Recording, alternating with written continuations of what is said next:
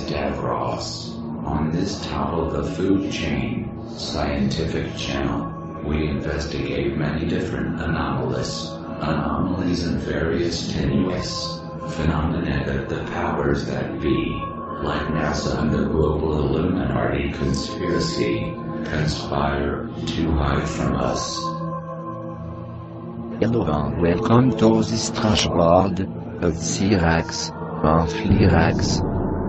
The New Believers in conjunction with the Elders present Roswell's smoking gun, the Ramey Memo, barely noticeable in one of the 1947 photos, and clutched in General Ramey's left hand is a slip of paper.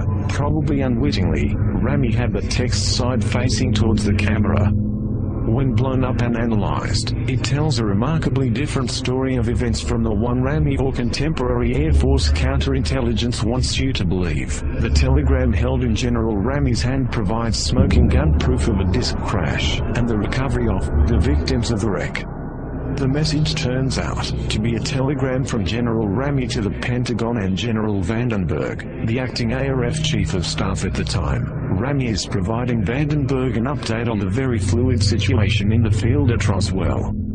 The first paragraph describes what had been found. Ramey starts by acknowledging that the disk is next new find. He then adds that the victims of the wreck and something else, possibly just a wreck, had also been found near the recovery operation at the Raj. At the end it states that Vandenberg had ordered the victims and the wreckage forwarded to Fort Worth, Texas.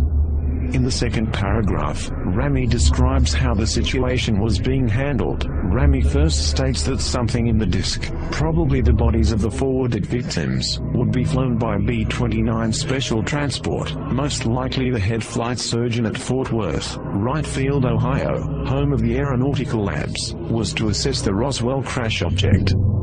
Finally, Ramey outlines how the situation was being treated publicly, and how they were going to cover it up.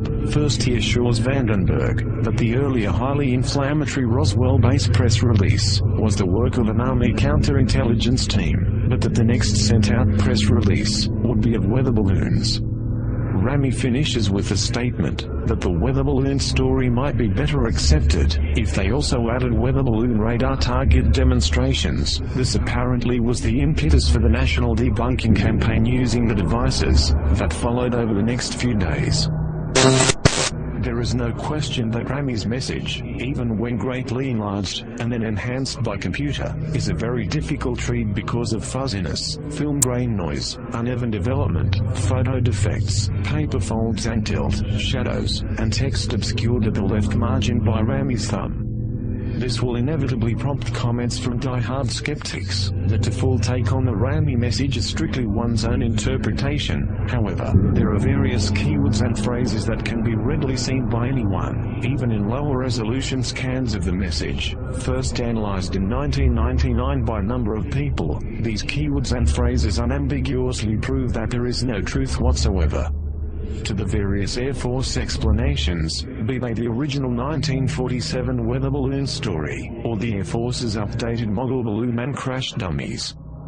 Far and away the most important word of the entire messages, victims on the third line, part of phrase the victims of the wreck. If there were victims, then this was no model balloon crash. As the Air Force Roswell report itself noted, reports of bodies being recovered couldn't be true, because the crash was of a model balloon, which had no alien passengers.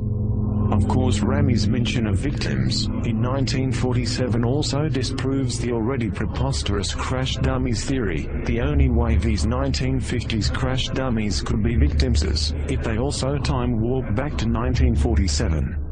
Another easily seen keyword and phrase is disk, and in the disk on the fifth line, Ramey is clearly describing the crash object as a disk, not as a weather balloon, or a mogul, or a radar target, or any other word or phrase that in any way suggests some sort of balloon or balloon paraphernalia. In fact, the only mention of weather balloons and rolling targets comes at the very end of the message in the context of issued public statements and damage control. The word disk is also used on the first line in reference to what had been found, but this instance of the word is not so easily seen.